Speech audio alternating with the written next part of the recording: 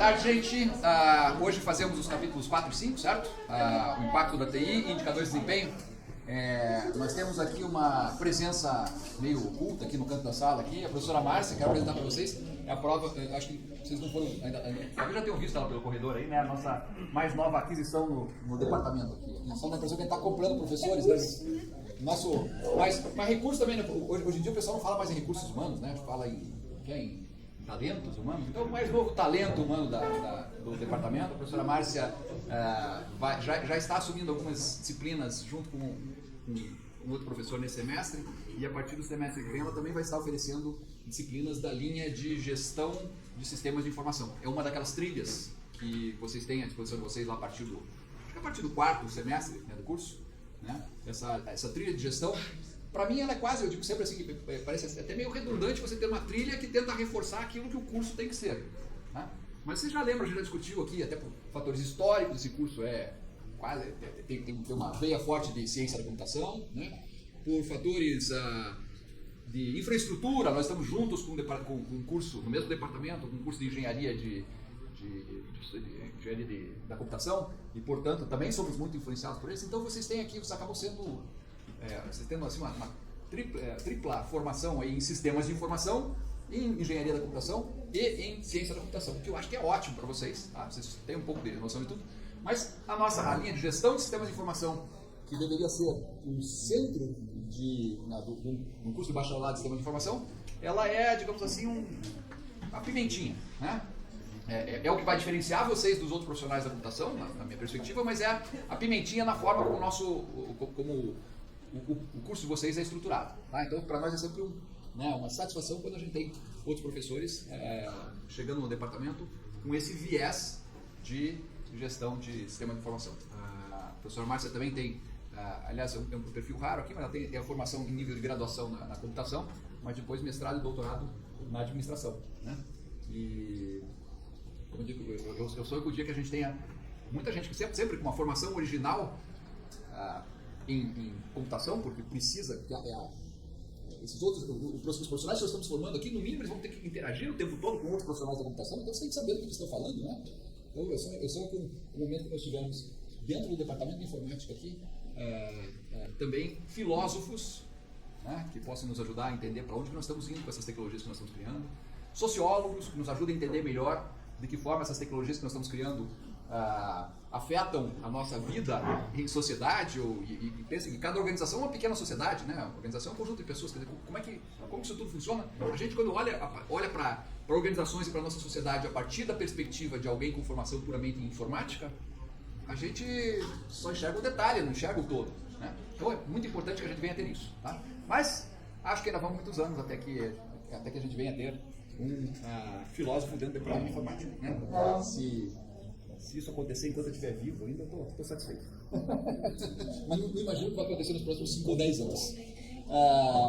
Então, professor Márcia, seja muito bem-vindo. Né? Inclusive, no próximo semestre, se nós tivermos de novo uma turma com 50 alunos no primeiro período, ao invés de eu dizer, traga todo mundo que é a disciplina de decoração de mãe, e depois se a gente tiver que sentar no chão, a gente senta no chão, eu vou dizer assim, não, a gente divide, fazemos duas. A professora Márcia toma conta de metade da turma, eu tomo conta da outra metade. Então, talvez a turma do semestre que vem pode ser menor que a de vocês, né? Embora, de novo, vocês vejam, nós estamos aqui coletivamente, aprendendo coletivamente. Eu acho que esse nosso momento em sala de aula é um momento coletivo, porque cada vez que eu pergunto para vocês qual é a impressão que você, ao ler esse texto ou assistir o vídeo, o que mais chamou a tua atenção, eu tenho sempre certeza que o que mais chamou a atenção de um é muito diferente do que mais chamou a atenção do outro. E você percebeu o que o teu colega notou, né, e percebeu que ele notou alguma coisa que você não tinha percebido, é muito enriquecedor para a gente notar na hora que nós estivermos tomando decisões dentro de organizações, nós estamos tomando decisões, às vezes, dizendo, estou tomando a decisão que eu acho que é a mais sensata, mas eu não ouvi meu coleguinha ali para saber se ele tem a mesma percepção que eu não nivelei as coisas. Então, perceber que cada um de nós percebe um mundo diferente é algo importante aqui. Então, eu acho muito rico esse nosso momento em sala de aula, mas eu ainda considero, por que eu aceito ter 50 alunos nessa disciplina? Tá? Já disse para vocês, primeiro eu sei que depois da primeira semana, aliás, nem na primeira semana veio 50, porque tem gente que só... a UTFR é uma indústria de estagiários. Tá? Tem gente que entra na faculdade para conseguir ter passe livre para virar um estagiário para a vida. Claro, quando o estagiário ganha R$2.000 já de começo, né, tem gente que diz assim, passei no vestibular, opa, garanti que vou poder ganhar R$2.000 por mês o resto da minha vida. Tem gente que pensa pequenininho assim, tá? E de novo, não estou pensando, eu não quero nunca que vocês pensem que a gente só pensa em dinheiro, não, muito pelo contrário, né? Mas tem gente que já entra aqui pensando, eu quero a possibilidade de ser estagiário por 9 anos, até jubilar. Então eu sei que tem nomes na lista aqui que o cara que nunca veio, por que ele aparece na minha lista? Esse semestre, ele vai aparecer no semestre que vem e no outro. Porque ele está fazendo estágio em algum lugar aí, ganhando R$2.000. Né?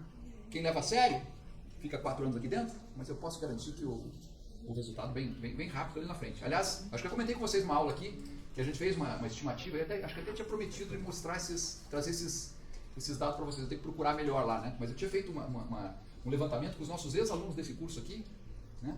E 25% deles, formados, essa primeira turma formou em 2013, se não me engano, né? 25% deles ganhava mais do que o professor titular, que é o cargo mais alto aqui na universidade. 25% dos nossos alunos aqui, tendo no máximo 8 anos de trabalho, já ganhavam mais do que o reitor. Tá? Outros 25% ganhavam mais do que a maioria dos professores com quem vocês tiveram aula aqui. Ou seja, então 50% dos alunos formados em 4 ou 5 anos já estão ganhando mais do que os professores de vocês aqui. Tá? Então por isso não nos valorizem pelo que a gente ganha, porque vocês vão nos desvalorizar muito. Em geral, os salários na academia não justificam essa escolha. Tá? Aqueles de vocês, eu sei que vai ter gente que vai dizer assim, puxa, mas eu gosto de fazer pesquisa, eu gosto de ensinar, tudo. Faça essa escolha por outros motivos, não pelo motivo econômico, exatamente, simplesmente. Tá? Legal, gente. Então vamos lá. Capítulo 4, né? O impacto da TI sobre a empresa e o negócio. Vocês vão olhar aqui, esse capítulo aqui é uma lista. Né? Vamos lá, gente. Foco.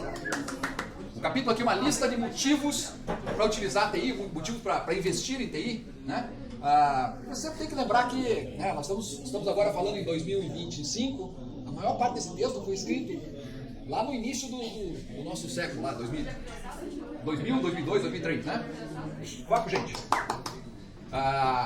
Naquele momento ele precisava provar muito mais do que ele precisa provar hoje.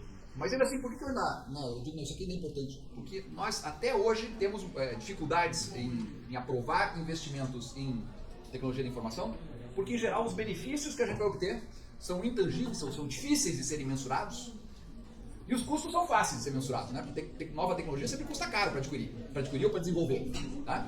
Então é bom a gente entender todos esses argumentos para permitir que a gente consiga negociar melhor, né?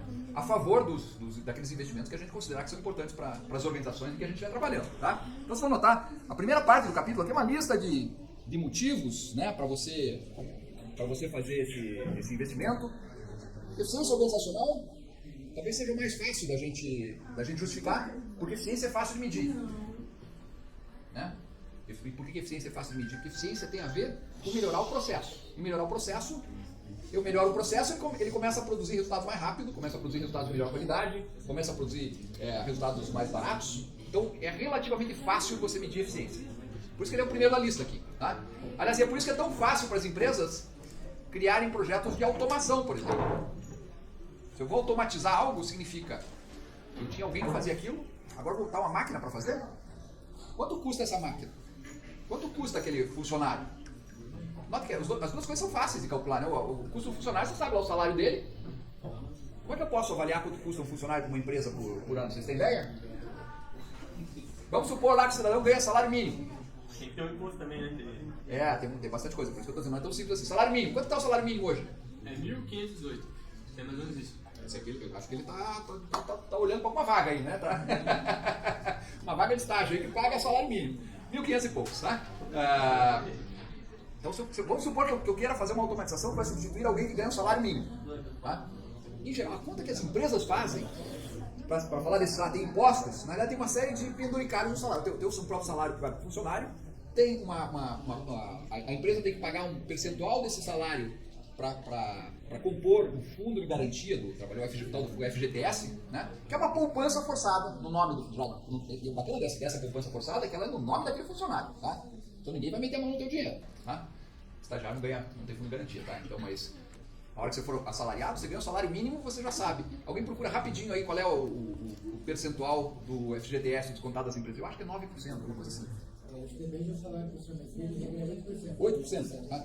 Então, se o salário já era 1.500, o cidadão ganhou 1.500, mas a empresa já pagou esses 1.500 para ele, já depositou 8, 9% no fundo de garantia, que é uma poupança forçada que ele vai poder ter acesso, de repente, quando ficar desempregado, quando casar, quando morrer, né? Tem algumas datas específicas assim. Mais recentemente estão flexibilizando isso aí, né? Acho até de uma forma, parece assim, estão fazendo uma bondade, né? Mas ao mesmo tempo não, na realidade estão fazendo politicagem, porque a ideia de ter uma poupança forçada é justamente para a hora que a pessoa precisa, né? Quando eu digo que é politicagem, está dizendo que precisa no dia a dia já. Você precisa no dia a dia, então aumenta o salário. Então tem que aumentar o salário. Não podia ser por aí. Mas enfim, fundo de garantia. E aí tem uma série de outros, né, digamos, gastos que a empresa vai ter em função de ter aquele funcionário. Em geral, as empresas, assim, bem a grosso modo, elas pegam o salário em 1.500, elas dizem assim, o meu gasto com esse cara é 3.000. Eles dobram. Tá? Na cabeça do empresário dobra. Porque não chega a dobrar, mas eu lembro da época que o empresário era assim, dava 1,7 vezes o salário, 1,8, tá? Então, de fato, é quase o dobro o que alguém custa para uma empresa. Isso é bacana vocês saberem, porque a hora que vocês estiverem ganhando salário na empresa, vocês sabem o quanto vocês custam para aquela empresa. Tá? Se a empresa está me pagando 5 mil reais, pode ter certeza que na cabeça do empresário lá que está contratando, ele está dizendo, esse funcionário me custa 10, dentro dessa lógica que é o dobro. Tá? Com fundo de garantia, com uma série de outros penduricários que a gente tem aí na nossa legislação. Inclusive, quando ele está dobrando assim, ele também está pensando, inclusive, olha, porque lá na frente pode ser que esse cara, riscos trabalhistas, esse cálculo de buscar por 2, ele é um cálculo relativamente seguro para o empresário, mas ele não é totalmente, sabe, não é esse negócio, o cara está lunático, não é isso mesmo, custa o dobro do que você paga para o funcionário. Então, se o funcionário custa 10 mil, se você custa 10 mil reais para a empresa, o que garante você continuar empregado nessa empresa? Você gera mais valor para a empresa. Você gere mais valor para a empresa do que isso. Tá? Então, sabe, na hora que você começar a trabalhar com um salário de 5 mil, diga assim, cara, eu tenho que ralar aqui, porque eu tenho que gerar 15 mil, 20 mil para a empresa, para ela me pagar os 10 sem ficar pensando, será que esse cara é importante? Mas se vocês já caíram naquele momento, já estão cogitando se você é melhor do que um processo automatizado. Então pega lá o cara do salário mínimo aqui, 1.500, vamos fazer o cálculo do empresário, vamos dizer que ele custa 3 mil por mês. Por ano, 36 mil. Tá? Quanto custa automatizar o que ele faz hoje? Você vai ver assim, não, eu vou precisar comprar um determinado hardware, um equipamento, vou ter que desenvolver ou comprar um software, e depois eu tenho um custo de manutenção disso aí. Se esse custo for... Bom, daí depende de quanto tempo o empresário quer ter o retorno do investimento dele. Né? Porque, obviamente, se ele demitir o funcionário agora, e ele vai ter que pagar, para ter essa infraestrutura, para ter essa tecnologia, ele vai ter que pagar ela agora. Né? Então, quanto tempo ele paga esses 36 mil? Vai depender quanto custa. Vamos supor que você precisa simplesmente de um PC e de um software que custa mais 5 mil reais. Então, um PC de 10 mil reais, mais um software de 5, 15 mil, em 6 meses se pagou. Né? Qual é o negócio que o empresário pode fazer no Brasil que dá um retorno em 6 meses? Vocês têm ideia de algum negócio que dê retorno em 6 meses? Droga deve dar. Prostituição deve dar. Não sei. Eu estou falando coisas que eu não conheço direito, então... casa de aposta, se você mudou, tem coisa que deve dar, mas eu diria, nada do que... Sabe, se você tiver um retorno você retorna o seu investimento em 6 meses, sabe, que ou você está correndo um risco muito maior do que você imagina, tá? Provavelmente você realmente o risco não vale a pena, ou esse teu negócio não é legal. Tá? Não é legal, não é moral. Né? Então notem que, mas vamos dizer que demorasse 2 anos. Ainda assim, um investimento que é recuperado em 2 anos é um bom investimento para o empresário? Em geral, eu acho que ele pensaria que sim. Porque a maior parte das empresas, lembra lá quando ele estava vendo o paradoxo da produtividade? Lembra a curva que o Strassman mostrou lá? Ele disse, olha, a maior parte das empresas tem um retorno da faixa de 12% a 15% ao ano. Então, se você encontrar uma forma de substituir um funcionário por uma máquina que te dá um retorno de 50% ao ano, do ponto de vista, pelo menos, microeconômico do empresário, é um ótimo negócio. Tá? Talvez não seja, se a gente olhasse para a nossa sociedade, se eu sou lá o prefeito da cidade, tá, eu vou dizer, poxa, mas se esse empresário, para melhorar o negócio dele, ele estiver demitindo um monte de funcionários, ele vai gerar um problema aqui, uma bolsão de pobreza em volta da minha cidade, gente morando na rua. De fato, acontece aí, o empresário ele tem uma visão meio, que eu chamo microeconômica, ele está olhando só para o negócio dele. Ele está dizendo, olha, o problema do desempregado já não é mais um problema meu, é um problema da sociedade. Tá? Então, no fim das contas, não dá para ser muito diferente disso, pelo menos dentro da nossa lógica da lógica capitalista, né, que institui a nossa sociedade. O empresário pensa microeconomicamente, ele pensa no que é importante, no que é bom para a empresa dele, e terceiriza para a sociedade os eventuais problemas das decisões dele. Tá? Como que a sociedade pode minorar esse problema? Às vezes até estabelecendo regras. Né? Nós temos algumas regras para tentar desincentivar o desemprego. Né? O desemprego, assim, a demissão, vamos dizer assim. Né? Inclusive, o pagamento de multa por parte da empresa quando ela demite um funcionário. São regras para tentar fazer com que ela mantenha aquele funcionário e, de certa forma, inclusive, para tentar ajudar a sociedade a se recompor daquele problema. Né? Mas eu diria assim, essa questão toda ligada a aumentar o desempenho, melhorar o desempenho, que é uma questão de eficiência, é muito fácil de ser medida porque você mede fácil os custos e mede fácil os possíveis ganhos, então é rápido de ser decidido. Tá? O problema é que quando começa a descer, você já for pensar em eficácia, por exemplo, já é um pouco diferente. Eu não sei se vocês já tinham, na cabeça de vocês, já tinham essa diferença entre eficiência e eficácia antes de ler o capítulo. Já tinham pensado nessas palavras como sendo diferentes ou para vocês elas eram sinônimos? Eram sinônimos, Ana Paula? Ana Paula, né? Ana Luísa, desculpe, Ana Luísa. Não, nunca tinha pensado, na verdade, eu achei bem interessante o que você ia falar, porque tem uma parte que ele fala assim, que a eficiência é fazer certo e a eficácia é fazer coisas certas. Isso. Perceba essa diferença? Eficiência, fazer certo. Mas fazer certo significa definir um processo que garanta que o que eu esteja fazendo é aquilo que eu queria estar fazendo. Então, eficiência tem muito a ver com o trabalho do engenheiro, de melhorar um processo. Eficácia, fazer a coisa certa. Não tem nada a ver com o trabalho do engenheiro. O engenheiro vai dizer assim, chefe, me diga aí o que precisa ser feito que eu faço. Mas ele tem uma certa dificuldade da forma como ele foi treinado. Eu sei que eu sou engenheiro. Né? Então a gente sabe como a gente tem que ser treinado para resolver problema, não para pensar nas coisas. Então a eficácia é um outro tipo de análise que tem que fazer. Qual é a coisa certa a ser feita? E aí a minha pergunta para vocês se eu estiver fazendo a coisa errada, muito eficientemente, eu vou ter um bom resultado? Se eu for eficiente em fazer a coisa errada? Não, muito pelo contrário, né? Se eu eficiente sim, porque eu faço certo. Fazer certo a coisa errada significa que você vai fazer muito mais coisa errada do que você faria se você fizesse errado a coisa errada, né? Se você for pouco eficiente em fazer errado, é melhor do que ser muito eficiente em fazer errado. Tá? Então, para nós é muito importante essa diferença entre eficiência e eficácia. E é curioso que ela não existia aliás, se vocês procurarem aí alguém procure no Aurélio.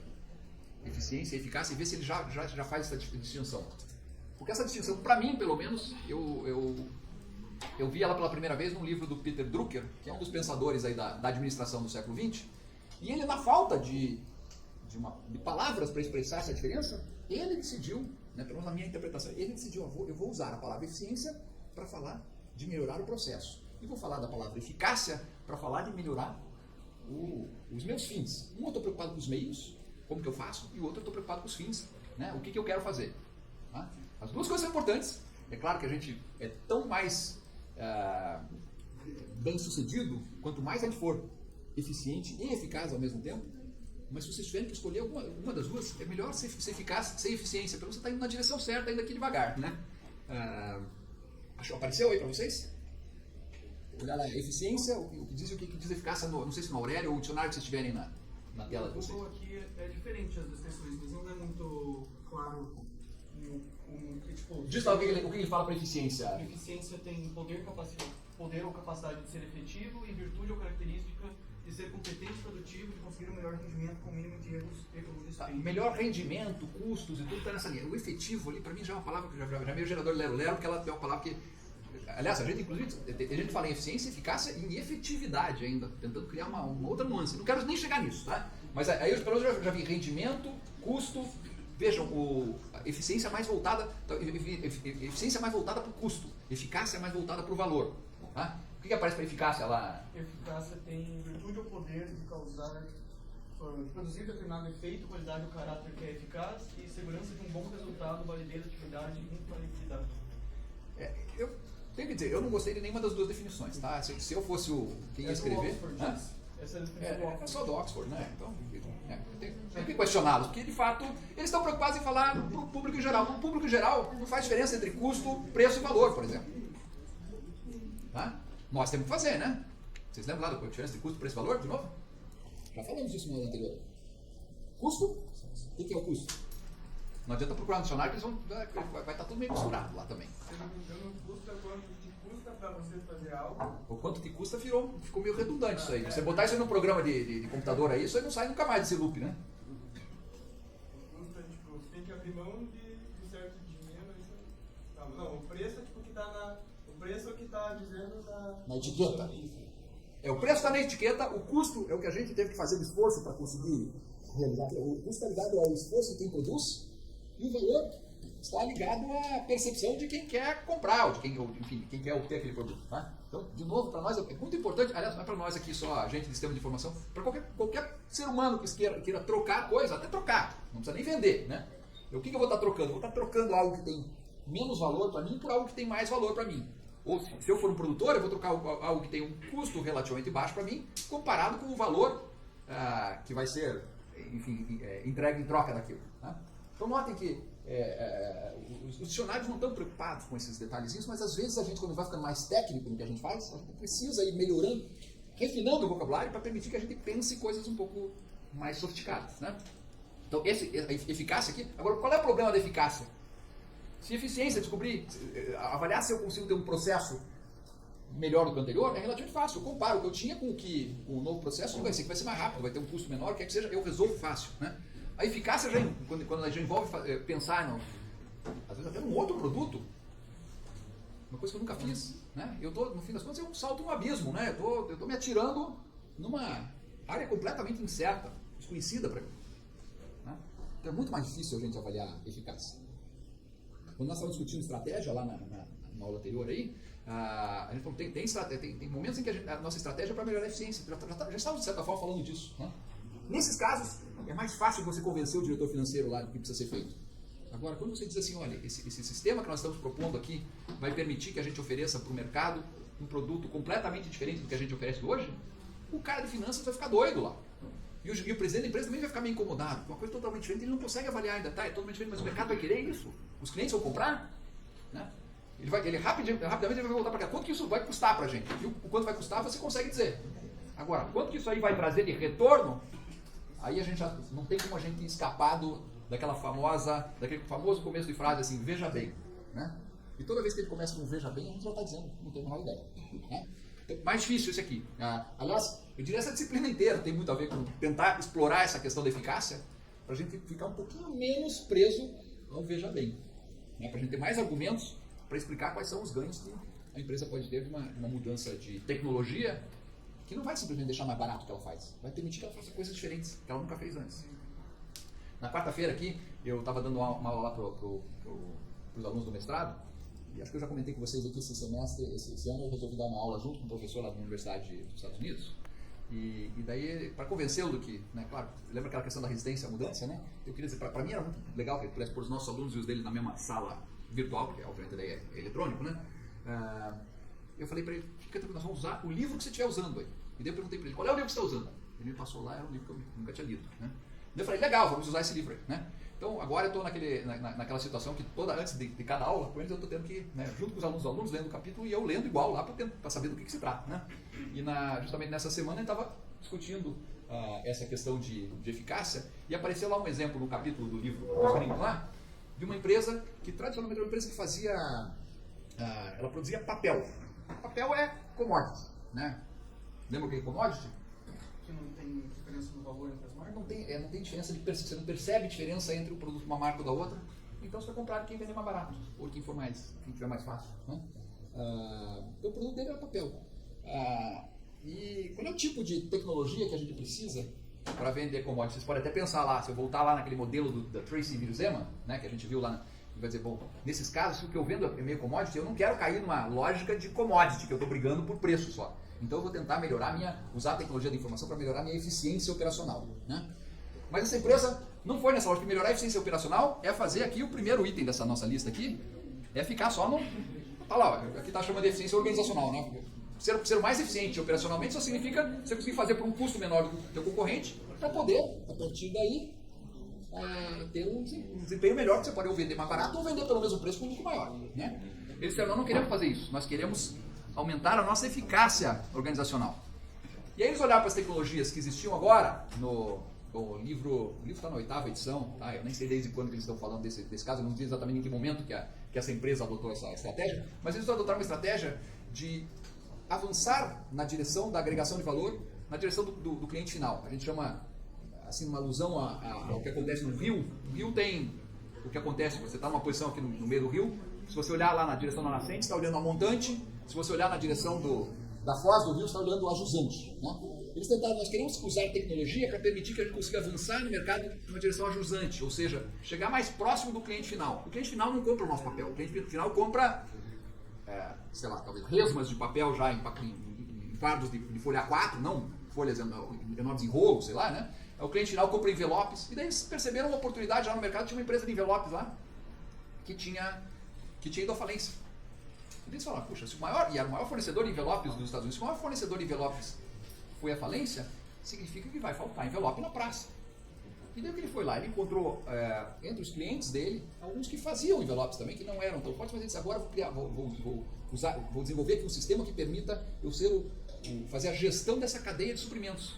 Eu faço o papel, mas eu ao mesmo tempo já controlo, o meu processo já fica junto com o processo, esse meu parceiro econômico, que é o que faz os envelopes depois, e eu vendo para o cliente final o meu produto mais o produto do que era antes do meu cliente final, que o cliente dele virou fornecedor, né? Antes o cara comprava o papel dele e fazia envelopes e vendia, ou seja, cada um fazia um estágio de agregação de valor, mas era assim, eu faço isso, passo para você, você faz algo em cima disso, nós vamos gerando valor até vender para o cliente final. Ele agora diz assim, não, eu vendo direto para o cliente final, um envelope, e você que era meu cliente que comprava o papel para fazer envelope, agora você é meu fornecedor. Porque você vai fornecer envelopes, que eu estou vendendo a solução direta lá para o cliente final. Basicamente ele criou um sistema que permitiu ele chegar mais perto do mercado varejista, do mercado consumidor. Tá? Olha o risco de fazer uma estratégia dessa. É muito mais difícil você conceber um sistema desse. Aliás, é muito mais difícil você quantificar qual vai ser o ganho que eu vou ter a partir do investimento de chegar mais perto, fazer algo que ele nunca tinha feito. Ele não era uma empresa que lidava com... Aliás, ele não chegou direto no consumidor, mas ele chegou já mais perto. Ele nunca lidava com varejista, por exemplo. Ele teve que criar novos canais de distribuição e tudo isso a partir desse sistema que ele criou. Então era um sistema para melhorar a eficácia, porque ele percebeu a coisa certa a fazer nesse mercado agora é me movimentar no sentido de ter um controle maior sobre a cadeia de suprimentos e garantir que eu estou entregando valor lá para o cliente final. Percebe que é mais arriscado? Se você tivesse que tomar essa decisão, o que eu faço? Eu automatizo ainda mais a minha linha de produção para fazer o papel ficar mais barato? Ou eu crio um sistema que permita uma conexão entre o que eu faço aqui com o que o meu cliente fazia, transformo o meu antigo cliente no meu fornecedor agora, vendo direto para um outro elo que eu nem sabia quem era, mas que eu estou prospectando agora. Percebe? Eu estou entrando num outro negócio. Mas num outro negócio que a tecnologia está viabilizando. Como é que eu vou? Se vocês estivessem vendendo isso aí lá para a empresa de vocês, olha a dificuldade de vender isso comparado com simplesmente dizer, eu vou deixar o processo mais barato. Mas eles não estavam mais tentando deixar o processo deles mais barato, porque já tinham feito, né, toda a engenharia que era possível para aquele lado, e por ali eles estavam, a empresa estava, nos últimos 20 anos, ela tinha tido assim, um ganho marginal de 1, 2% ao ano de eficiência, o aumento de lucratividade dela era pequenininho. A hora que ela mudou, que ela fez essa decisão por esse sistema que permitia que ela tivesse um controle sobre a cadeia de suprimentos como um todo, ela passou a crescer 15% ao ano. Coisa que só pode ser contada depois que tem que crescer 15% ao ano por 5, 6 anos, para lá na frente dizer, de fato, valeu a pena a gente ter feito aquilo lá atrás. Né? Então, notem que você tem que fazer algum exercício de futurologia, tem que ser capaz de fazer um storytelling, né, de criar essa narrativa antes dela acontecer, porque você tem que motivar os decisores da empresa, os gestores da empresa, para que eles percebam que essa tecnologia, eles têm que ser os visionários desse novo negócio. Eles dizem, opa, isso aqui vale a pena de investir nesse negócio. Tá? Então a eficácia não é tão...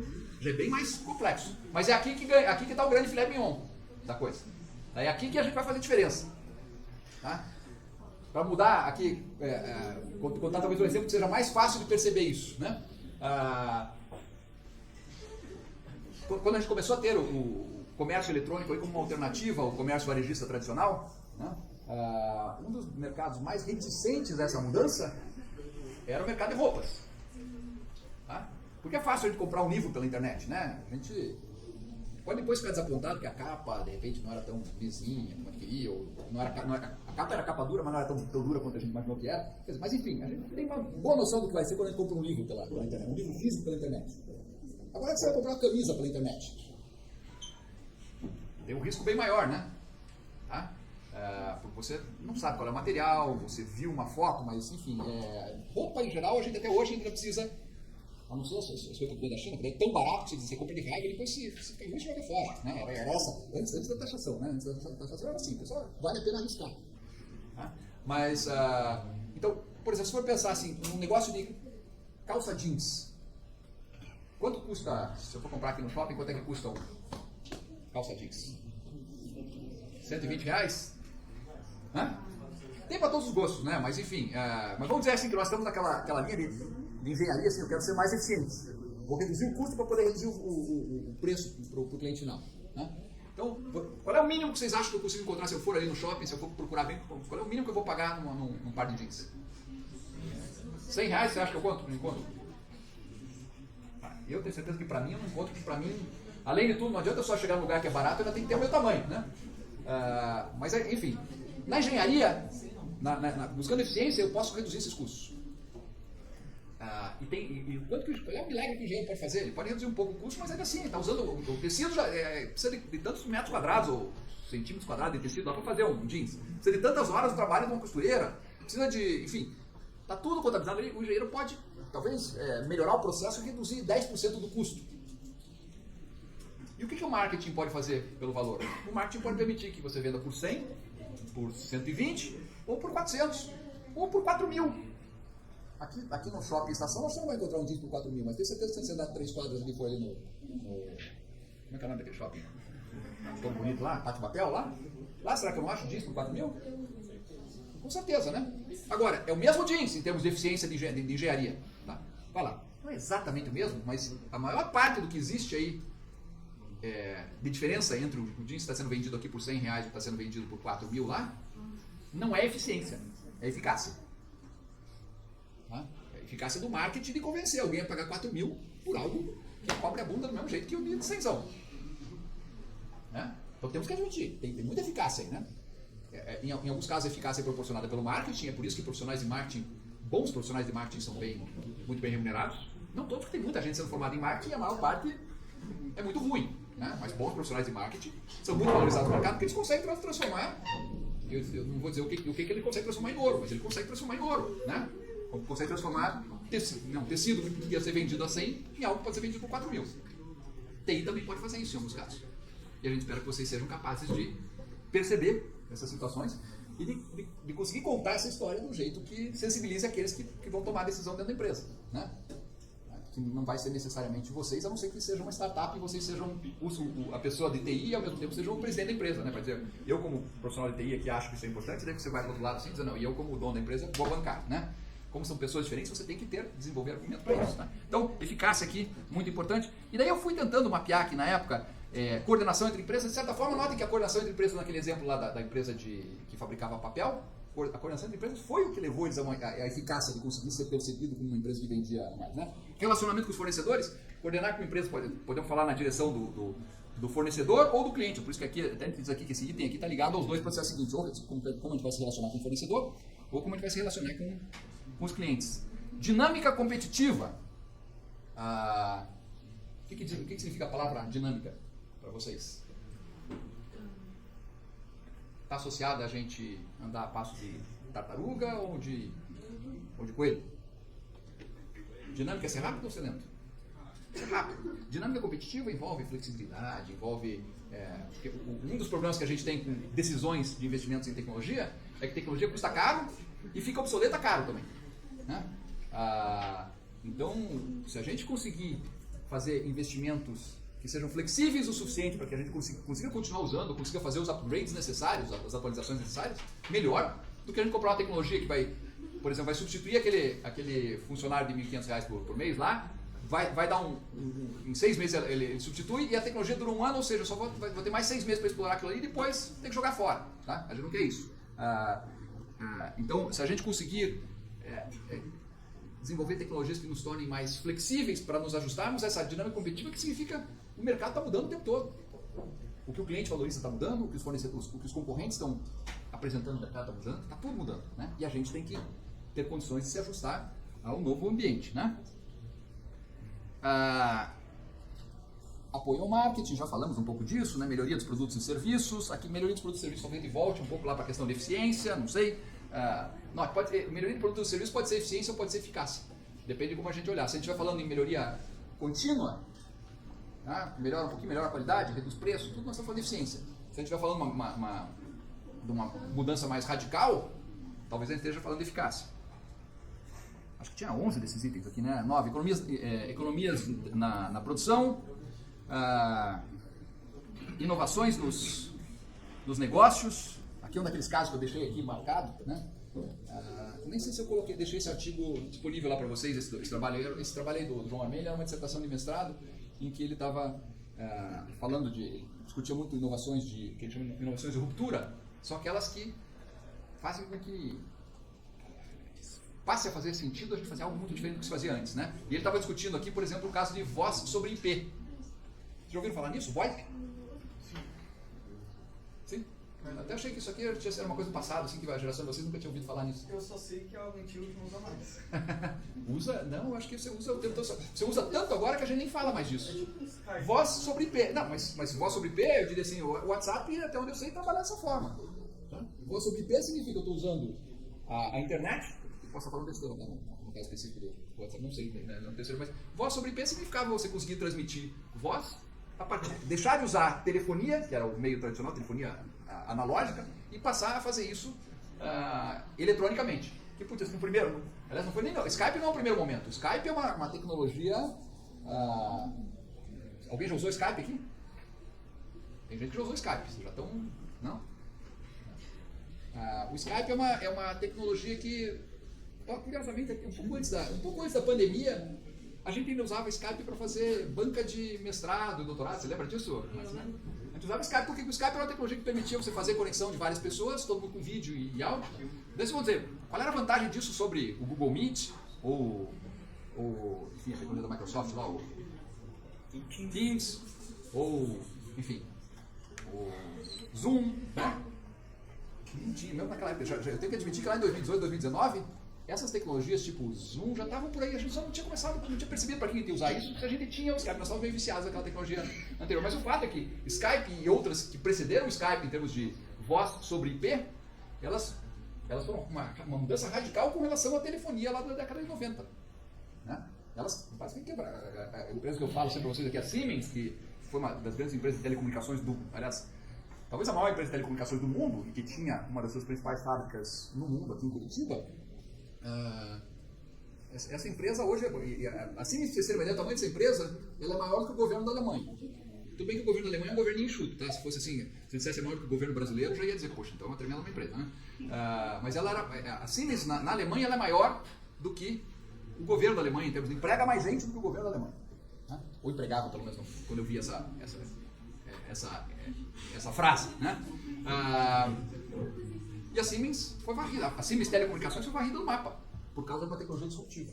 Então nós temos que nos preocupar aqui, quando a gente está falando de inovações, nós temos que ver quais são se nós estamos propondo a tecnologia disruptiva, é uma coisa, se nós estamos sendo sucateados por uma tecnologia disruptiva, é outra, né? E posso garantir para vocês que na vida profissional de vocês vão estar em determinados momentos de um lado ou de outro da história. Né? E nenhum deles é fácil, porque mesmo quem está propondo tecnologia disruptiva, o Skype vingou, o Skype deu muito certo. Mesmo antes da Microsoft, e depois que a Microsoft comprou, a Microsoft ainda turbinou mais o Skype, né?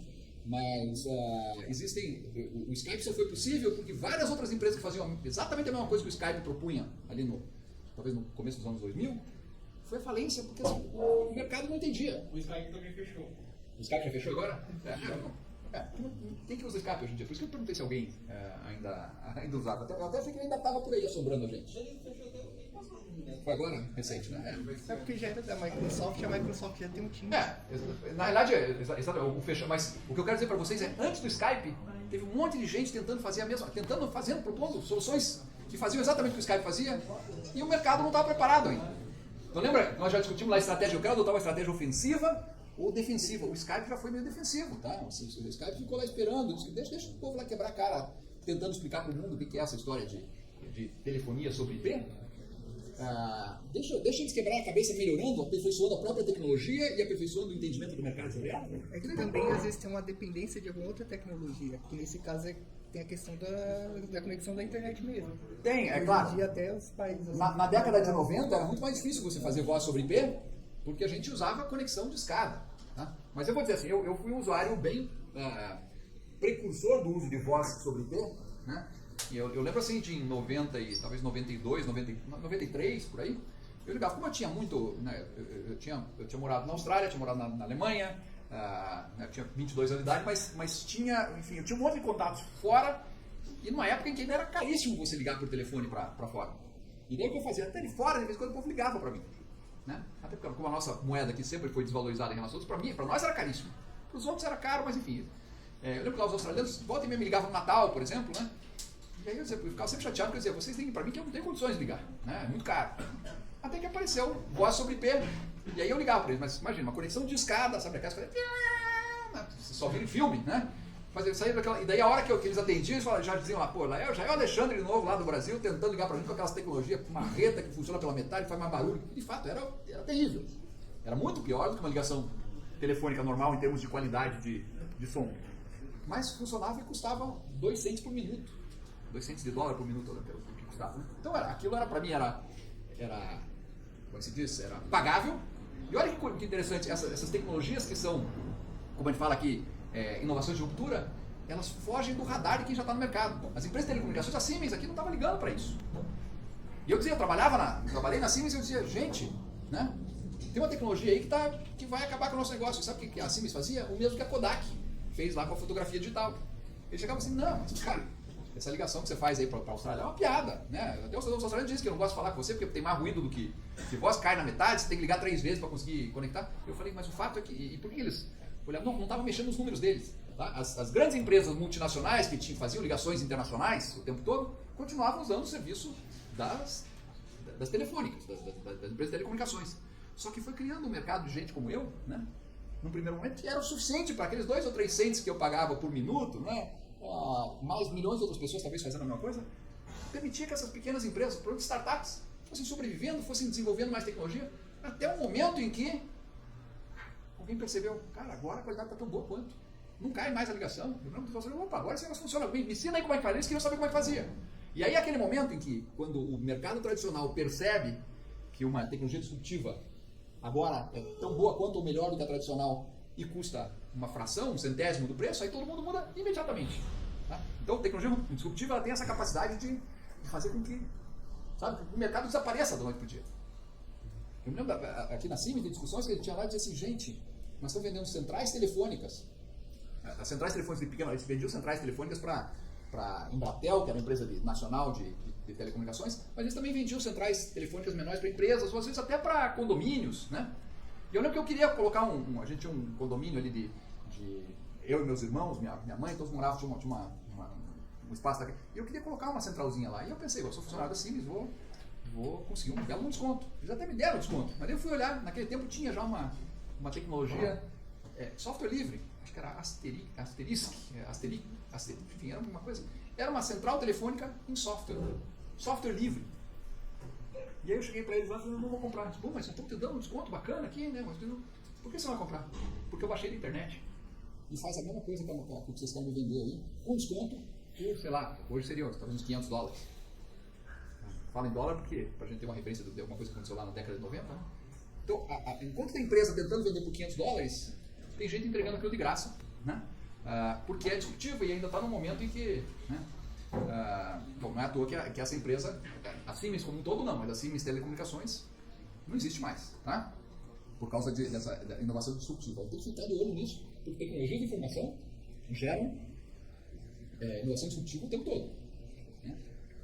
A Apple faz muito de esperar uma tecnologia estar aperfeiçoada para eles fazerem a implementação deles. Por exemplo, o celular dobrável agora que eles estão pensando em começar a desenvolver. E olha que curioso, que normalmente as pessoas, seja como de novo uma questão de percepção de marca, a maior parte das pessoas, se for perguntar em empresas, você vai dizer assim, qual é a empresa que traz a novidade tecnológica, todo mundo vai dizer, a Apple.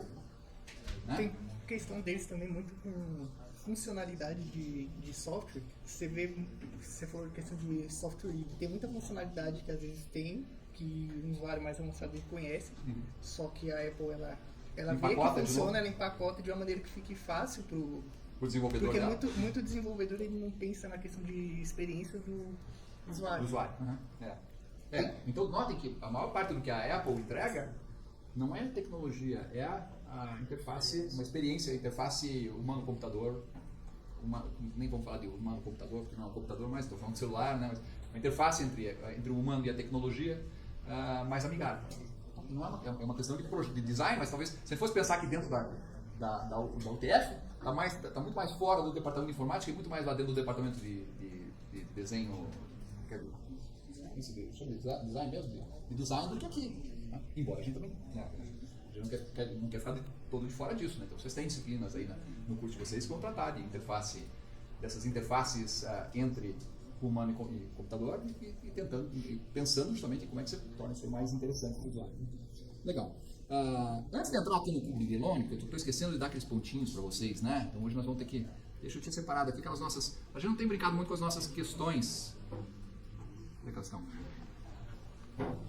Com essas questões que eu coloco lá para questões de reflexão do capítulo. Tá? Algumas dessas a gente já respondeu agora aqui, né? Mas dê uma olhada nessas questões que estão colocadas e vejam qual delas aí vocês acham que vocês têm uma boa resposta que vale uns fragmentos de nota.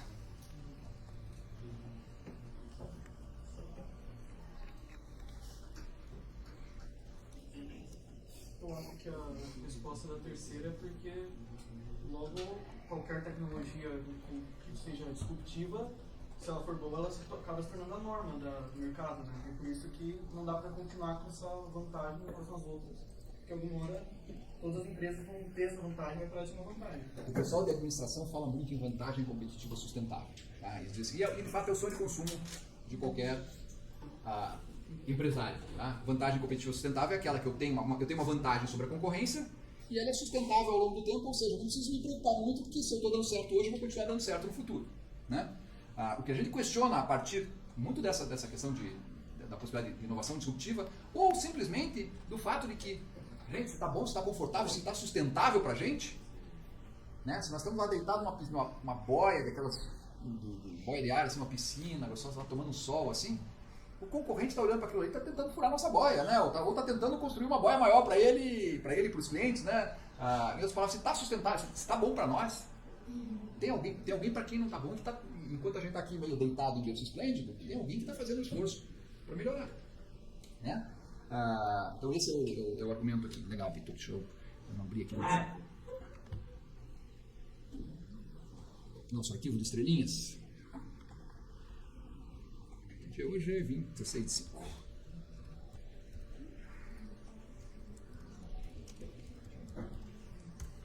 Vamos lá, o que mais, gente? Olha, outras perguntas aqui, aquelas que a gente não falou ainda, tá? Oi. Eu acho que o 4 é super de dar suporte, mas eu acho que é porque ele tem essa capacidade de gerar muita informação. Informação é o que baseia o marketing, é o que roda de marketing que necessita. Isso. No fim, o que faz o marketing de uma empresa? A gente, senso comum, de novo, se for procurar lá no dicionário leigo, provavelmente ele vai falar assim que o marketing está muito ligado à propaganda. Vocês concordam que o marketing está ligado à propaganda? Sim ou não? Sim, né? Propaganda mas propaganda é só metade do que o marketing faz, tá? Aliás, propaganda é a forma mais, digamos assim, mais arcaica de fazer marketing, porque a propaganda significa eu tenho um produto, né? Eu olho para ele aqui e fico pensando, como é que eu vou fazer com que o cliente se interesse por comprar isso aqui? Né? E eu digo assim, olha, como é bonito esse meu controle, branquinho.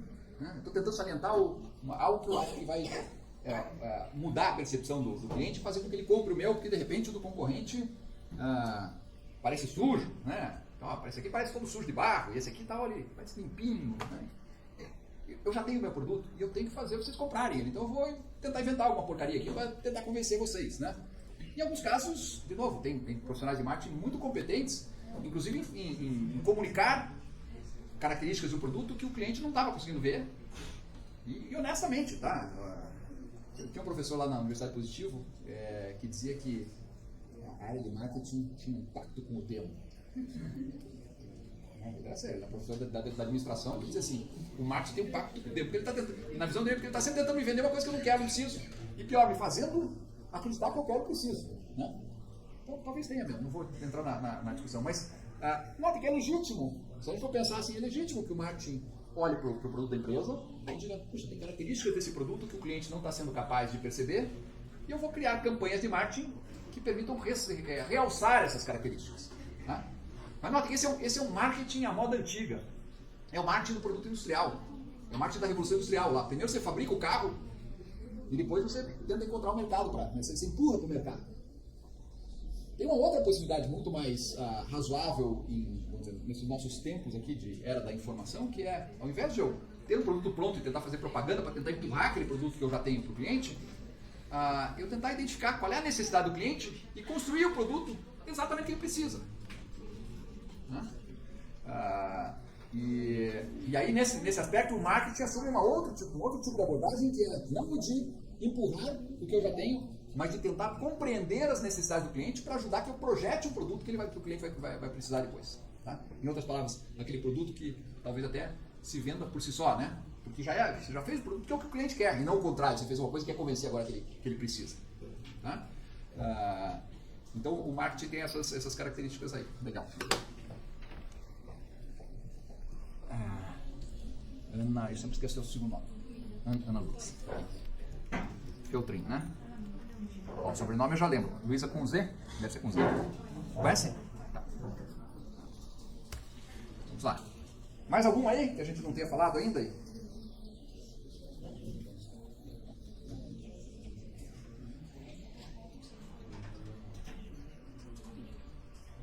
Eu quero que alguém explique pra gente o cubo de Delaunay lá. Diga, Felipe. Pergunta? Serve também. Vai lá. Opa, então vamos lá. Eu queria que alguém fizesse uma pergunta ou falasse do cubo de Delaunay para eu mostrar ele para vocês aqui. Vocês viram o velhinho simpático lá, né? Aliás, o velhinho não é o Delaunay, é o McLean. Vocês viram? Aliás, foi na aula anterior, né, que eu coloquei o vídeo dele. Vocês não viram, né? Mas cadê o vídeo do... Só um pouquinho. Opa, o que eu fiz aqui? Não é isso que eu quero. Só um pouquinho. Eu vou lá para cima.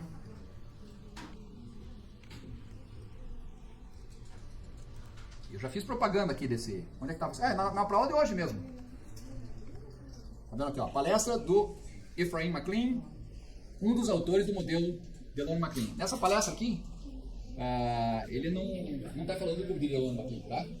Mas era só para vocês verem que tem essa aqui, né? Tá disponível, deixa eu ver aqui. Tá aqui embaixo, tá? Então depois tem uma... Só para ter... Eu sempre digo assim, bom, a gente vê que os nossos autores são de carne e osso também, tá? Porque vocês veem que daqui a pouco são vocês que estão definindo quais vão ser os textos que a próxima geração vai ler, né? O McLean foi orientador de doutorado do Delaunay. E eu tenho impressão, não tenho certeza, porque eu não li a tese de doutorado do Delaunay para ver se o cubo de Delaunay e McLean estava lá dentro, tá? Mas é bem provável que sim. Mas diga lá, então vamos só colocar o cubo de Delaunay e McLean aqui. E aí vamos à sua pergunta. Diga lá. Quando eu li sobre esse cubo, a primeira coisa que me chamou a atenção é que tem essas três dimensões, né? Então seria 2 ao cubo que dá 8 possibilidades, né? Isso. Mas por esse negócio de foco, tempo e abrangência, eu achei que não é muito binário você colocar ou o tempo presente, ou parece que é meio diferente. Gente, é verdade, esse é um problema de qualquer modelo, né? Todo modelo é uma simplificação, tá? É mais fácil eu simplificar uma coisa transformando ela em binária, dizendo, vai lá, se eu estou pensando em, como você está falando, em tempo, ou eu estou falando de aplicações atuais, ou de desenvolvimento futuros, e de repente o Felipe tem toda a razão, mas não tem coisa que é aplicação atual, mas que eu já estou, que ao mesmo tempo é desenvolvimento futuro, ou que, enfim, isso aí não é mais contínuo. Talvez seja. O modelo ele quer ser uma simplificação. Toda simplificação é meio que uma caricatura, né? Mas ela é útil para a gente. Tá? Eu, se fosse para questionar esse modelo, eu ia pensar talvez o seguinte: será que são só essas 3 dimensões mesmo? Porque ele colocou 3 dimensões: tempo, abrangência e foco, né? Que é conveniente para a gente explicar tridimensionalmente. A gente consegue enxergar, né? Nós humanos conseguimos trabalhar com essas 3 dimensões fácil, visualmente, né? Então, eu tenho a impressão que uma das limitações do sistema é já que ele tem 3 dimensões, porque é fácil mostrar 3 dimensões. Se ele tivesse uma 4ª dimensão aqui, ele já ia coçar a cabeça e dizer, como é que eu vou botar uma 4ª dimensão nesse meu desenho? Vai ficar complicado. Deixa eu ver quais são as três que eu acho principais e deixa a outra escondida aí para trás, tá? Então, modelos são sempre simplificações, são úteis porque eles nos ajudam a compreender uma realidade e são, ao mesmo tempo, extremamente perversos porque eles limitam a nossa capacidade de enxergar outras coisas que não estão dentro do modelo. Tá? Então, a gente tem que gostar do modelo odiando. Tá? Todo modelo a gente gosta dele porque ele ajuda, no aspecto, mas ao mesmo tempo dizer, a partir do momento que eu uso o modelo para pensar alguma coisa, eu só consigo pensar dentro do modelo. Tá? Está vendendo duas versões, uma de comércio com o cliente e outra de comércio empresarial. Não é um pouco meio... Ou ainda, né, se for notar, por exemplo, dentro para explorar essa mesma dimensão que você está falando aí, quantas versões diferentes, por exemplo, a Microsoft tem do pacote Office? Vocês têm ideia? É 3? Não, aí tem o 365 agora, né? Eu não sei quantas são. Não sei realmente quantas são atualmente, tá? Mas o fato de ter várias versões significa que essa é uma empresa daquelas que quer vender de acordo com a casa do freguês, né? Meio Casas Bahia, você quer pagar quanto? Quer pagar bastante e vende uma versão Full Plus Extra, né? Quer pagar muito pouco? Se contenta aí com 365, né? Não quer pagar nada? Pega o 365 ainda com um monte de limitação de como compartilhar teu arquivo com o teu coleguinha lá, tá? Dá para criar várias versões de modo que você cobra de cada cliente o que ele está disposto a pagar. Eles misturam serviços com software, assim, então tem esse espaço na nuvem, tem suporte. Você sabe que o Skype até recentemente ele era, quando você contratava o serviço Office 365, você tinha X minutos gratuitos de Skype, e no fim das contas, que eles diziam que era X minutos que correspondia ao quanto você tinha pago. Então, de certa forma, você dizendo, você quer falar de graça, né? Usando voz sobre IP aí, você usa o Skype e ganha o Office de graça. Praticamente era isso. Era o contrário, né? O Office era mais importante para as pessoas do que o Skype, mas dava para as pessoas esse tipo de ideia. Mas, Felipe, você tem razão aí, é uma simplificação, mas vamos pensar assim, né? Não é uma simplificação de todo ruim, porque a gente perceber que, por exemplo, com relação ao tempo, a gente olha para as nossas, para o nosso, como é que eu chamaria assim, parque instalado de, vamos pensar em software só, tá? De software, e a gente olha assim, tem algumas coisas que é aquilo que a gente está usando hoje, a operação da empresa, a empresa funciona por causa disso. Então, o que é operação atual tem que funcionar, tem que ser confiável, tem que ser, não pode cair, né? Porque qualquer coisa que aconteça com o que está em operação reflete imediatamente na rentabilidade da empresa no dia de hoje. Por outro lado, os nossos desenvolvimentos futuros vão ser aquilo que vão garantir que a gente vai ter algum rendimento no futuro. Porque, de novo, o mundo continua mudando, daqui a pouco o povo não quer mais Skype. O que a Microsoft tem que ter para substituir? Eu confesso que eu gostava muito mais do Skype do que do Teams. Né? Para mim, aliás, o pouco que eu uso do Teams, eu acho ele tecnologia difícil de encarar. Né? Tem um negócio também dessa questão do voice. Tinha diferenciação, assim, por exemplo, chamada de vídeo, chamada só por voz, e tinha questão de regulamentação mesmo para ser cobrado. Não tinha como fazer, por causa de lobby, assim, de operador de telefone, não tinha como fazer que fosse absolutamente gratuito. Mas percebe aqui que uma das coisas que a gente tem que saber se eu estou lidando por exemplo, se eu vou dar manutenção no sistema que está relacionado com a nossa operação atual. Como é que eu faço isso? Eu posso dar manutenção online, né? Eu posso fazer o que eu quiser nesse mundo, né? Tem coisas que eu não devo fazer, né? Mas eu posso fazer o que eu quiser, né? Mas eu vou fazer lá, vou começar a mexer com um negócio que de repente, se eu inverter uma variável ali, o negócio bugar, para todo, né? A empresa não vende mais nada, até se descobrir o erro, né? Não, então em geral talvez você vai dizer, não, operações atuais, eu trabalho aqui de uma forma espelhada, eu testo tudo que eu posso, depois que tiver uma boa segurança de que está funcionando, aí sim eu migro ainda no dia da semana que tem menos, que se por acaso não der um erro, vai ser o dia que causa menos problema, o horário que causa menos problema, para dar tempo da gente se ajustar. Tá? Desenvolvimento futuro não tem essa preocupação, até porque não está online para os clientes. Né? Então, operações atuais, eu talvez esteja mais preocupado em manutenção, em suporte e em desenvolvimentos futuros, até como o próprio nome já diz desenvolvimento, estou mais preocupado com ter uma equipe de desenvolvimento para fazer aquilo. São equipes diferentes, inclusive, né? Alguns de vocês vão ser excepcionais em suporte e vão detestar fazer desenvolvimento. Outros vão ser ótimos desenvolvedores e vão achar a atividade de suporte, né, muito chata. Tá? bom, que cada um se encontra no seu lugar, mas o fato até aqui, já posso dizer para vocês, o pessoal de suporte vai estar em operações atuais. Tá?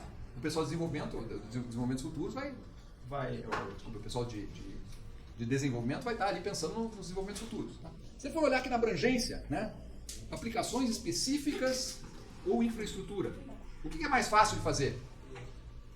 Uma aplicação específica ou uma aplicação de infraestrutura, que não tem mais aquele hífen, não sei se alguma vez na vida teve. O que será que é mais fácil fazer? Não depende muito não. Quer dizer, esse mundo tudo depende, mas aqui depende pouco. O que é mais fácil? Você lidar sobre algo pontual ou sobre algo que tem impacto global? Onde tem chance de dar mais besteira? No impacto global, né? No global, né?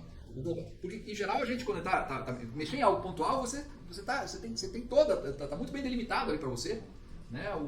Até onde você vai interferir em alguma coisa. Mas se você está trabalhando mexendo num software que representa a infraestrutura, você está pensando aqui no departamento de contabilidade que ele pediu para fazer um ajuste, e daí você ajusta uma variável ali, isso aqui vai dar um problema lá na produção. E você não está, né, focado naquilo. Então sempre a infraestrutura tende a ser mais complexo, porque envolve mais gente, mais interesses, enfim, mais chances de dar problema, inclusive. Eu acho que um pouco para baixo nesse documento aí, eu mencionei lá que eu queria escrever sobre um artigo do Venkatraman, do Henderson Venkatraman. Deixa eu ver se é aqui, acho que aqui é logo depois disso aqui. Ou não? Tá aqui, ó.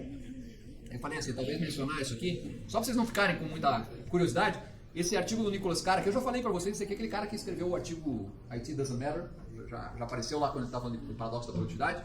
Esses autores aqui, Henderson e Venkatraman, foram os caras que escreveram muito sobre sistemas de informação na década de 90, só que até tá errado aqui, tá? Que não é, o artigo não é do Henderson e do Venkatraman, é só do Venkatraman, e o artigo deixa eu primeiro, é esse aqui, ó.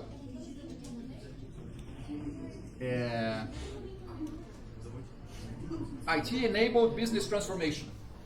Como é que vocês traduziram isso aí para o português? IT Enabled Business Transformation. Se eu fosse, né, esse artigo aqui é de 1994, ou seja, completou 3 décadas. Hoje eu chamaria de transformação digital, que é a mesma coisa, tá? O que esses caras estão propondo esse IT Enabled Business Transformation, ou transformação do negócio viabilizada, ou habilitada, ou possibilitada pela TI, é o que a gente hoje chama de transformação digital. Mas olha o que esse cara, lá naquele trecho que eu queria escrever sobre esse desenho aqui, ó.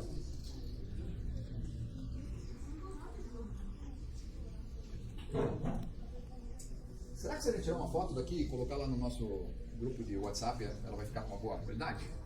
Alguém tira e põe lá só pra gente lembrar, pelo menos ficar de uma qualidade ruim, depois eu pego essa imagem aqui e jogo lá bonitinha pra vocês, porque essa caixinha aqui é legal da gente ter. Quem vai tirar aí? Veja lá se...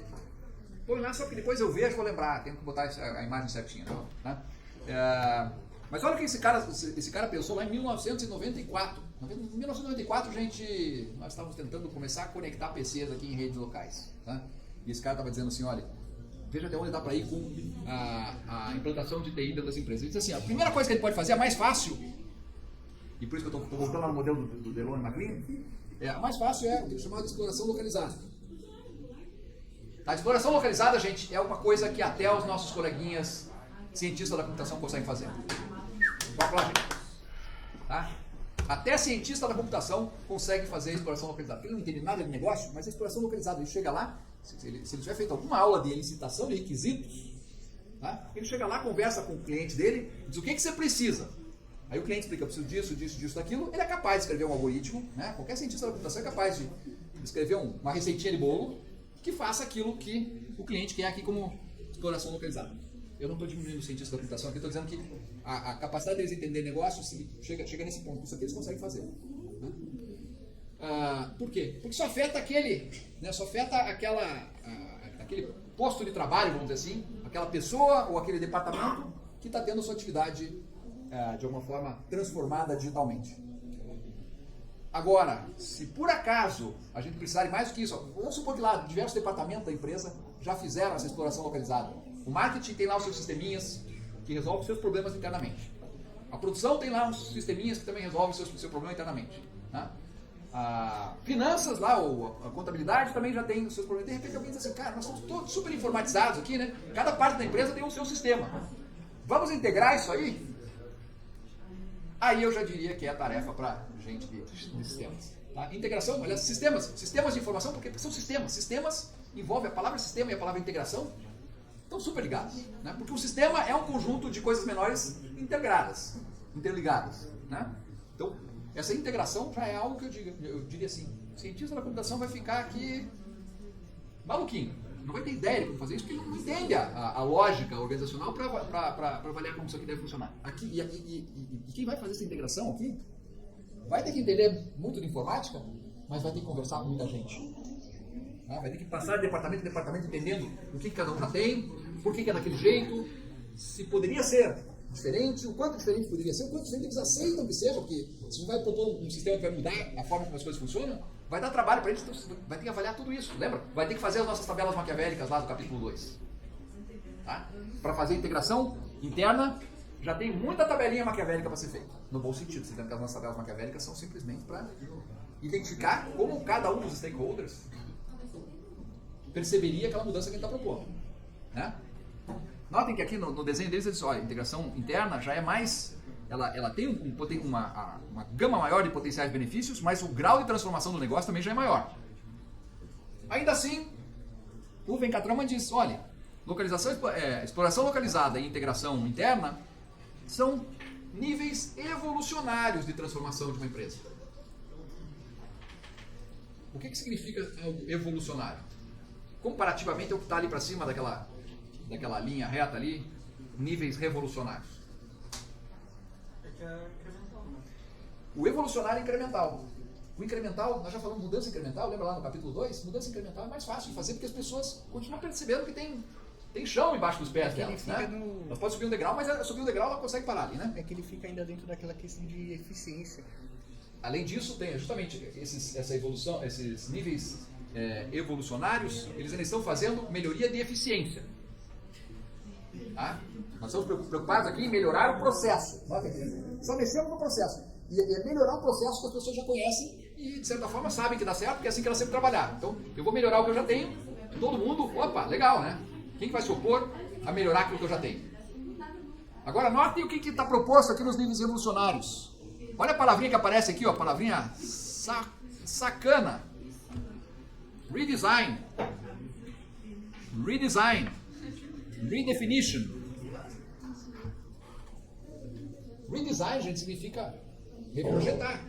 Se eu vou reprojetar, significa para as pessoas, para aquela organização lá, o que eu fazia antes não vale mais, porque agora eu vou fazer de um jeito diferente. Vejam, o nível... Gente, o nível de benefício que ele pode ter está aumentando. Mas, ao mesmo tempo, o nível de transformação necessário também está aumentando e, por isso, os riscos. Risco de resistência à mudança, todos os riscos, inclusive, de eu estar mudando, tentando ser mais eficaz, mas errando grosseiramente nisso, né? Porque pode acontecer, né? Por que eu pensaria em reprojetar os meus processos de negócio? Basicamente porque a forma como eu fazia antes deixou de fazer sentido. Por que a forma de eu fazer que eu já utilizava, em que circunstâncias que ela pode deixar de fazer sentido? Quando o mundo muda. Como é que o mundo muda? Você lembra daquele modelinho do Scott Morton lá que apareceu no capítulo 2 também? Né? O mundo muda porque ou mudar os aspectos externos em relação à economia, à cultura, o que quer que seja, em outras palavras, até os clientes mudam o que eles valorizam, ou o mundo muda porque tem novas tecnologias que permitem fazer coisas diferentes e tem alguém já fazendo e está sendo percebido diferente. Então nós temos que reprojetar os processos porque por uma questão estratégica. Aliás, tudo isso aqui se faz por motivo estratégico. Né? Mas os primeiros aqui eu estou aumentando minha eficiência e a partir daqui eu estou tentando melhorar minha eficácia. Mudando o jeito que eu faço. A gente podia até argumentar que mudar a forma como eu faço ainda é eficiência. Né? Porque, de novo, eu continuo focado no processo e não nos meios e não nos fins. Não vou ficar brigando muito por causa disso. Tá? Eu já acho que aqui tem mudar os processos, mudar a forma de fazer, eu acho que tem uma questão de... Tem um toque de eficácia aí também. Tá? Mas, de novo, o Peter Drucker só queria diferenciar essas coisas para dizer assim, Eu tenho que fazer o que tem que fazer certo, eu tenho que fazer o que é certo. Né? Redesenhar a rede de negócios. Vai além do processo, porque o processo ainda é uma coisa meio... quando eu estava pensando nos processos, eu estava pensando em processos muitas vezes internos da empresa. Quando eu estou pensando na rede de negócios, eu já estou pensando na forma como eu me relaciono com fornecedores, com clientes. Se eu tenho uma cadeia pulverizada com vários elos, se eu tento vender direto para o cliente final. Notem que tecnologia da informação passou a permitir que empresas que sempre precisaram de intermediários, que elas pudessem começar a vender direto para o cliente final. A Dell é o maior exemplo disso para nós até hoje, uma empresa lá que o seu grande sucesso foi nas décadas de 80 e 90, né? Foi criada uma startup da década de 80, mas que já na década de 90 virou a principal empresa de microcomputadores do mundo. E o que eles pensaram, o que a Dell fez foi um reprojeto da rede de negócios, com uma diferença. Tá? A Dell não reprojetou a sua própria rede de negócios, ela reprojetou a rede de negócios que era usada por empresas que vendiam computadores. Ela como uma startup, reprojetar o que você já faz é complicado, gente. É por isso que eu sempre digo que as empresas são vítimas da sua própria trajetória de sucesso. A Dell não tinha uma trajetória anterior de sucesso, então ela olhou para a forma como a IBM e a HP vendiam computadores e disse, isso não faz mais sentido. Né? Agora, faz muito mais sentido vender computador pessoal direto para o cliente final, pela internet. Aliás, o Dell começou a vender pela internet 10 anos antes da internet existir. Ele dizia, como não tem tecnologia ainda para vender direto pela internet, eu vou vender pelo 0800, né? Vou vender pelo telefone, até que tenha tecnologia para isso. Mas ele já sabia que a coisa, já conseguia antecipar qual era a direção que o mundo estava indo. Ele reprojetou a rede de negócios de um setor, não da própria empresa. Aliás, eu acho, gente, que eu tenho muito pouco exemplo, sabe, de empresa que consegue fazer esses níveis revolucionários internamente. Uma parte das empresas quebra antes. Tá? A situação tem que ficar muito ruim para dizer, puxa, nós realmente temos que mexer em algo que não seja só eficiência, nós temos que mexer na nossa eficácia, porque o que nós fazemos não faz sentido. É difícil para uma empresa admitir que o que ela faz não faz sentido. Tá? Então eu vejo esses níveis revolucionários acontecerem muito mais dentro de um setor, mas por outras empresas novas até, do que dentro da própria empresa, como eles propunham lá no início da década de 90. Tenho muita curiosidade de saber o que o Sr. Venkatraman diria a respeito disso hoje em dia. Tá? Não sei nem mais se ele está entre nós para poder ter algum comentário a respeito. Mas eu teria muita curiosidade de saber o que ele, se ele estivesse propondo esse modelo, se ainda assim esses níveis revolucionários apareceriam aqui nesse modelo como se fossem níveis naturais de acontecer dentro da própria empresa. Porque, embora a gente consiga ver alguma empresa fazendo isso, é difícil. Tá? E, por fim, a redefinição do próprio escopo de negócio da empresa, que é aquela questão de, cara, o que nós fazemos não faz mais sentido, mudar totalmente o que a gente faz, o mundo quer coisas diferentes. Né? Tá? Mas isso aí era o que eu estava, então, propondo. Opa, não é aqui, cadê? Propondo quando eu mencionei aqui que, né, nessa discussão aqui do modelo de Delon e McLean ali, que eu achava que devia incluir aquela figura ali do Venkatraman. Percebam que aqui, se a gente for pensar aqui na abrangência, notem que aplicações e infraestrutura, a gente poderia ter uma outra dimensão que pensasse naquelas questões. Ainda assim, eu estou olhando para a aplicação específica, ou para a infraestrutura, de uma forma evolucionária ou de uma forma revolucionária. Dá para criar uma outra dimensão aqui nesse modelo. E ali a questão do foco, o foco é nos clientes ou nos fornecedores. Tá? Por que isso? A hora que você estiver desenvolvendo sistemas para outros desenvolvedores, periga não ter nem interface gráfica. Né? Muitas vezes o cara prefere uma tela preta, que permite que ele coloque um comando lá, uma linha de comando, que vai permitir uma execução muito mais rápida do que ele quer fazer. Por outro lado, quando você está falando do usuário final, né, ele precisa de uma interface que faça com que ele se preocupe com a aplicação, com aquilo que ele quer fazer, e não com os comandos que você está habituado a escrever para conseguir fazer alguma coisa na tua tela como desenvolvedor. Né?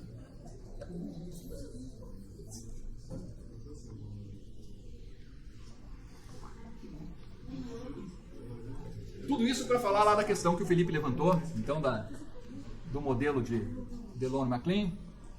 Felipe, qual dos Felipes que você é? Felipe? Oi? Fernandes. O que mais aqui, gente? Tem mais alguma coisa? Alguém me explica lá o que é TI estratégica, TI informacional e TI transacional? É rapidinho, na pior das hipóteses, deem Tem um search aí que você, em meio minuto você vê o que é e fala, e aí finge que você leu em casa direitinho, tá entendendo? E deixa o professor contente. E tem estratégia para essa conseguir vantagem da sua empresa em escalas, e tem informacional sobre o sistema de informação que atua no gerenciamento da sua empresa, e transacional é sobre manusear os custos da empresa. Essa última é João Pedro, né? João Pedro. Tem 2 João Pedro, não tem? Seu. Não. Então vamos lá. Então, a TI estratégica é aquela que vai ser usada, obviamente, pela alta administração, por quem está tomando as decisões na empresa. Por exemplo, se nós fôssemos uma fábrica de computadores, né? Essa TI estratégica ia ser aquela que ia ser usada pelo Sr. Michael Dell, por exemplo, para decidir assim: construo mais uma fábrica no Texas ou enfim, ou substituo ou faço essa fábrica na Califórnia, em função do, e aí você espera que esse sistema forneça para ele informações que ele usa para esse tipo de decisão. Se você vai pensar, sabe, esses sistemas de informação, nesse nível de tomada de decisão, eles são muito abertos, não tem nada de muito estruturado, né? Eu diria até o Twitter quem ele segue no Twitter vai ser importante para esse tipo de tomada de decisão, faz parte do sistema de informação dele, né?